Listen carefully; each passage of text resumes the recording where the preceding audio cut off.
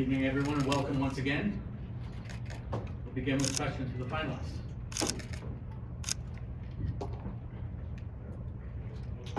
Back far left. Hi, Tim.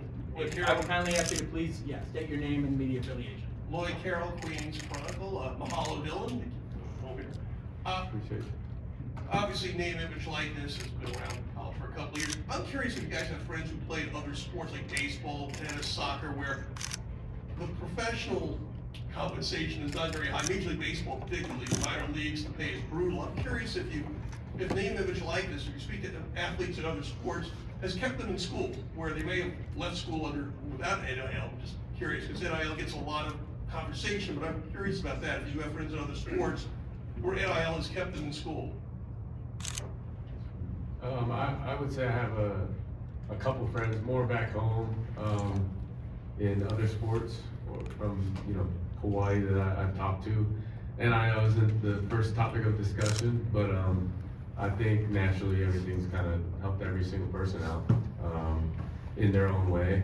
But I couldn't tell you directly from each different sports. But we do talk about our personal experiences and either laugh about it or talk through it. So Next question, far right, second row.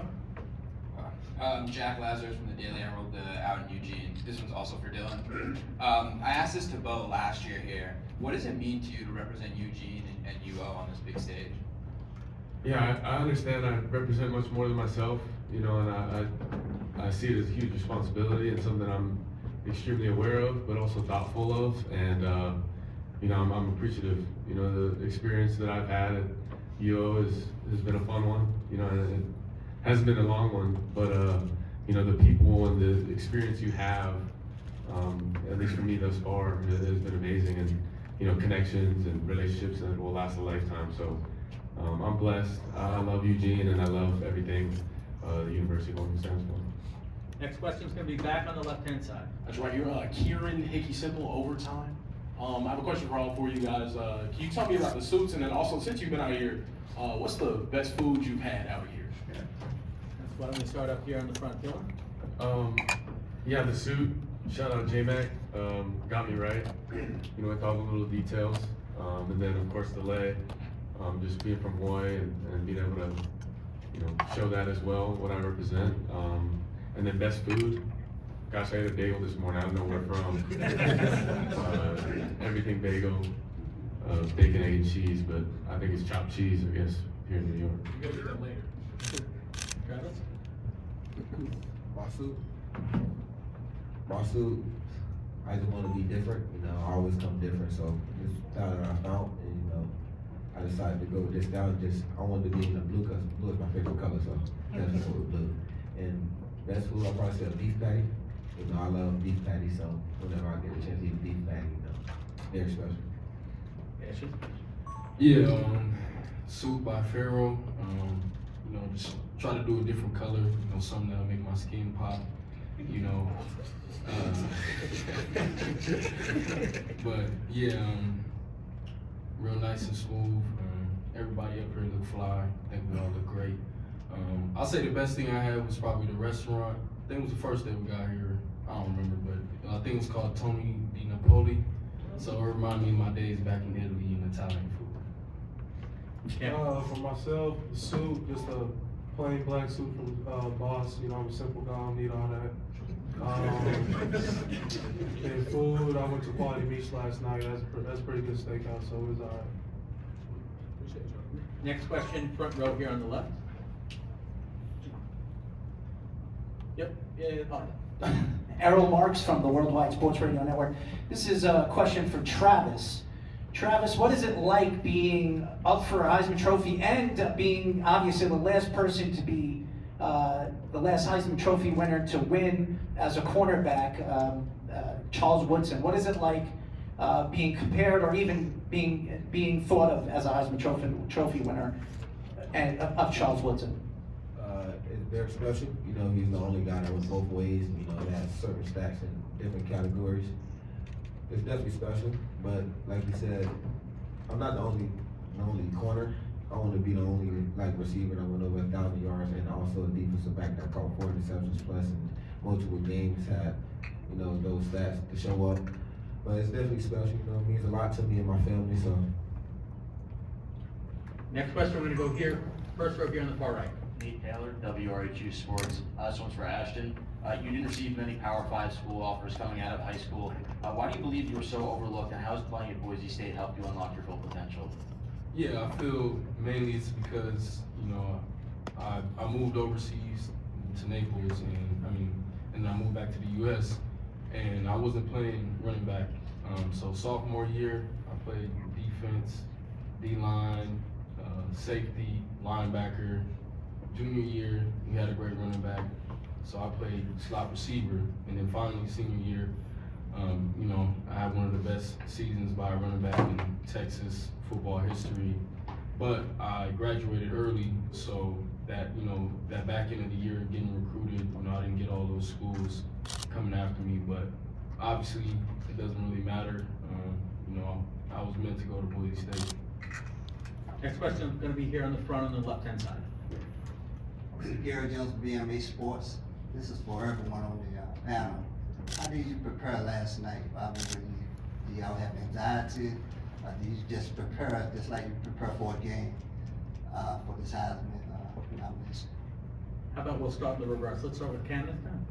I think just get in the bed and close your eyes, go to sleep.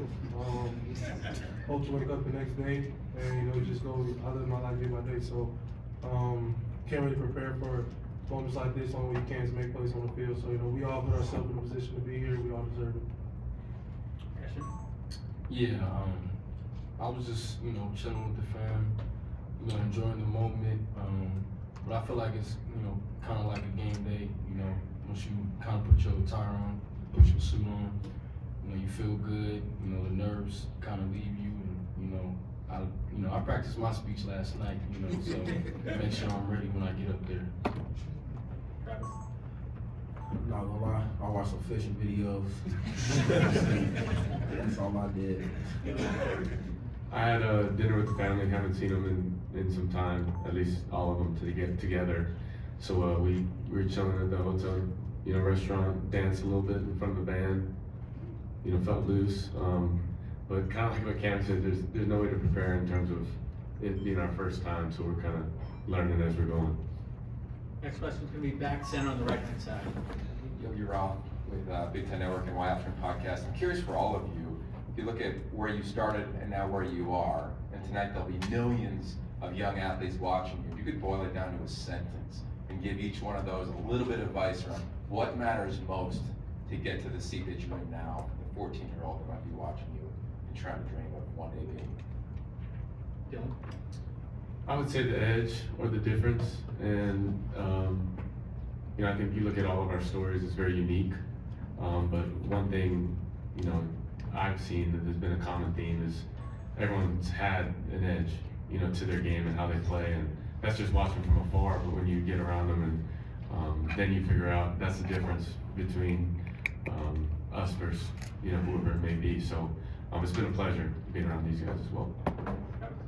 I'll say, don't let anyone tell you what you can't do. Keep grinding, stay focused, go get it.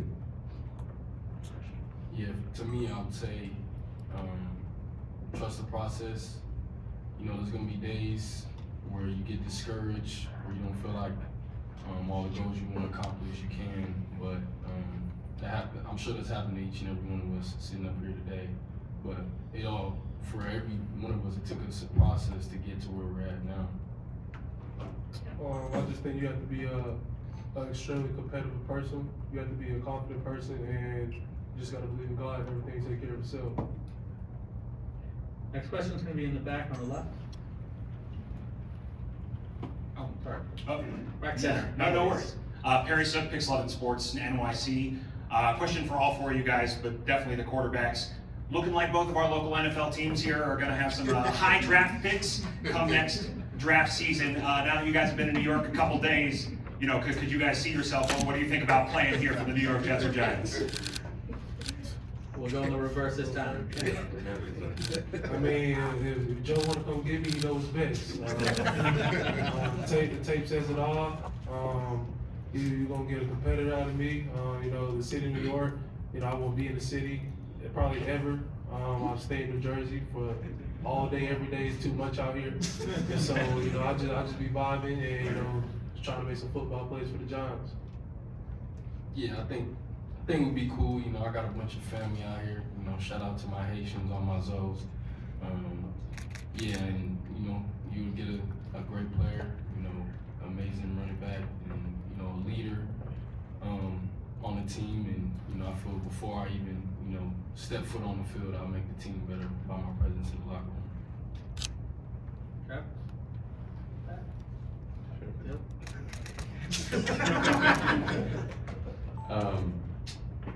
No, I'll just say the tape. You know, the tape doesn't lie. I think that's true for everyone. But more importantly, the person. You know, I think once you get to a certain level, the talent may become equivalent.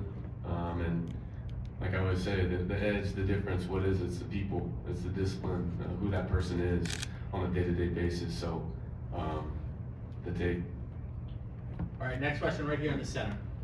Kaz Clayton with New Era Prep. This question is for Ashton. I mean, you could have hit the portal for more money for an NIL. You chose to stay with Boise State. What does loyalty mean to you? Yeah, I think loyalty means everything. You know, something, you know, that's not too common in people nowadays.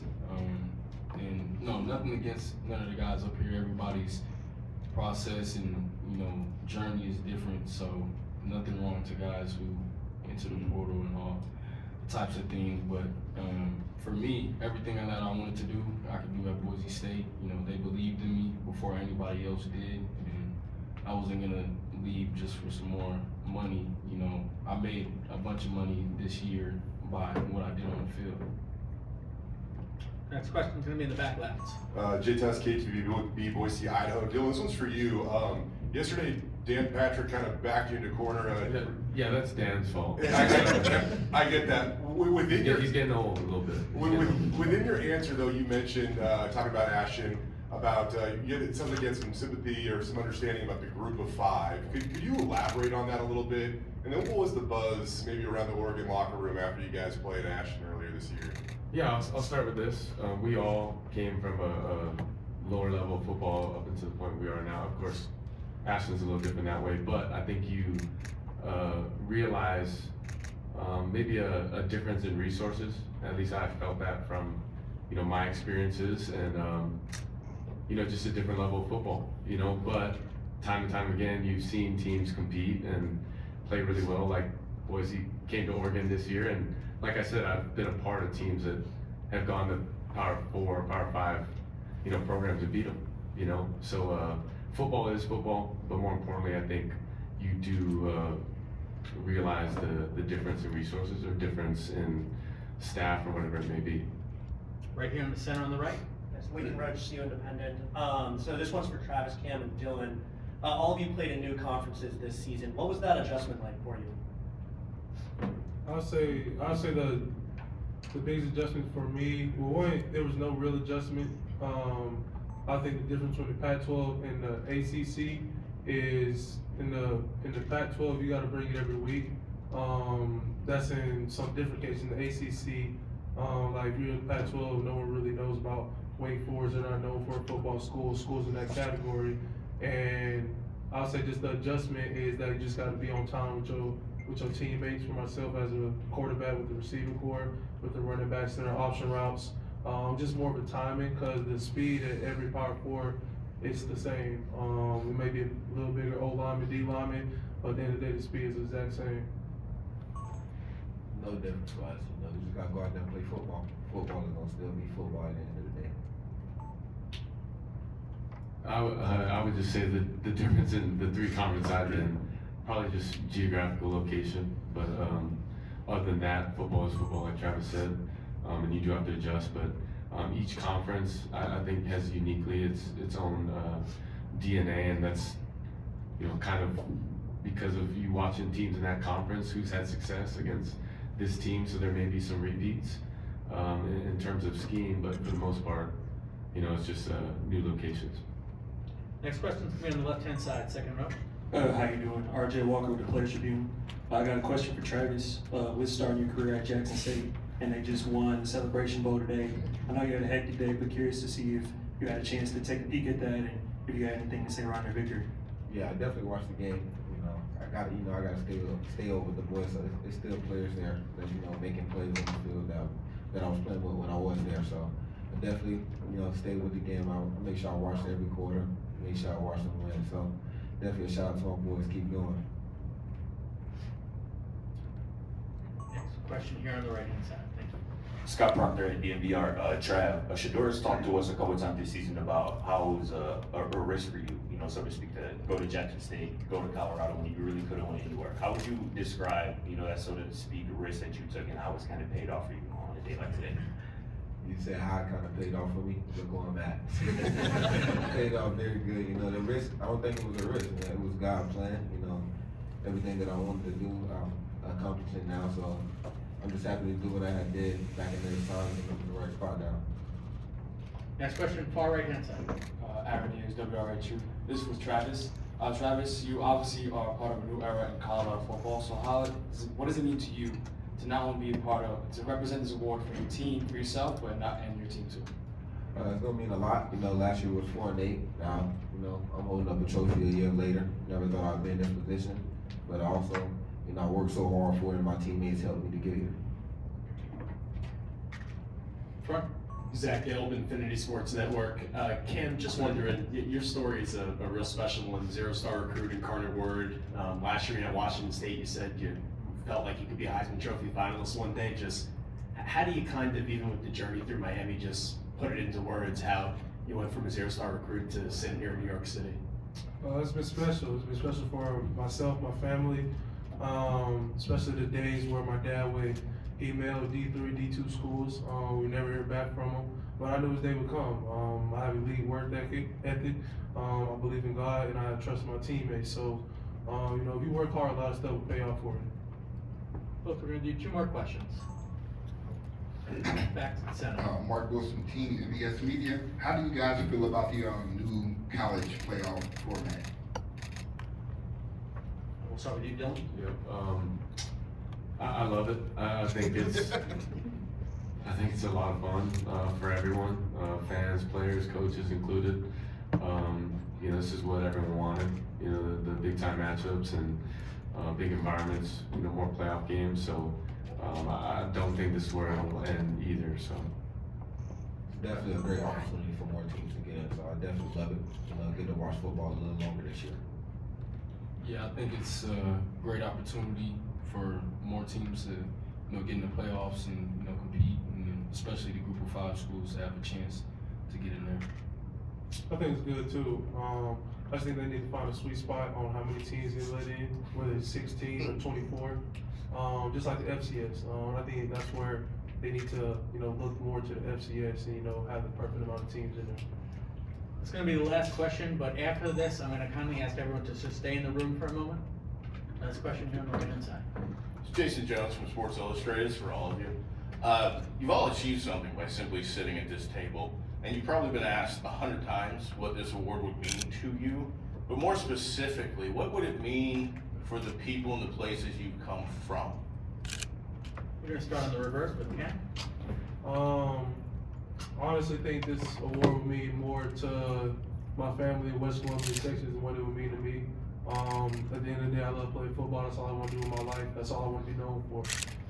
So it'll be a huge accomplishment for myself. But my family, they're the real reason why I'm up here.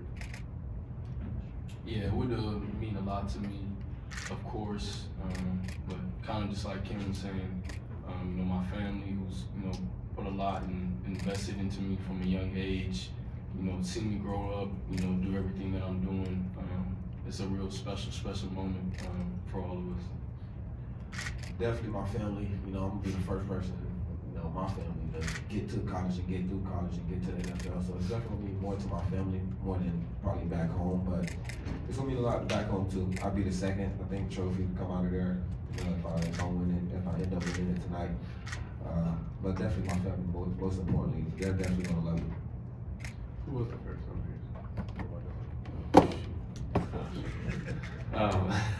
I would say family, and then also just everyone that puts in, you know, the work to let us have a great experience. You know, it's, you know, everyone in the training staff, equipment staff, our coaches, the university, you know, all to let us play the game we love. So I know that I represent more than just myself. Dylan, would you mind just repeating the question you asked Travis? Yeah. Who was the first? Oh, I was just asking who was the first, but it's Lamar Jackson. So. All right, folks, before anyone moves, the next portion of the media event, we're going to go across the hall to the Harlem room for individual Q&A. I would kindly ask everybody to stay here for 1 second. There are a number of additional guests that are non-credential media outside. I'm going to kindly ask our security detail to make their way over to the Harlem room to make sure that room is clean and secure. And when you enter the Harlem room, please just have your credential ready. Show it to them for entry into that room. Just give them 1 second to get over there and make sure that room is clear. And then in 2 minutes, we'll bring the finalists over there. Thank you, everyone.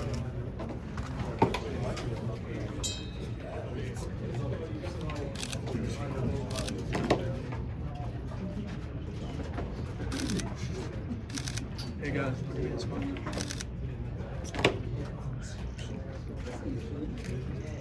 All right, you can start making your way to the Harlem room at this time. Directly across the hall to the right.